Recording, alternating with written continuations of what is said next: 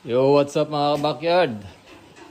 Medyo matindi yung dumi nila. Medyo malambot na. Hindi na nakuha ng dahon ng saging. So ngayong araw na to, tuturok na tayo ng bacteria. Pag magayang biik pa, nasa 0.5 ml lang pwede na. Yan. Yan. Pag masyadong malalambot na yung dumi nila, pinapalabas ko ito sa lupa. Yan. Hinahaya ko muna magbukal-bukal ng lupa dyan.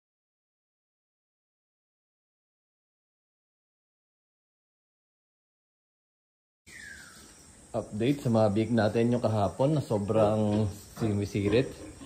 So far, ngayon okay na. Tingnan nyo yung madumi nila. Pasintabi po sa kumakain, buo-buo na. Yan, medyo buo na yung madumi. So bacterid lang. Tapos, konting sundot ng head start. Yan, okay na sila. So, pag yan okay na, tuloy-tuloy lang.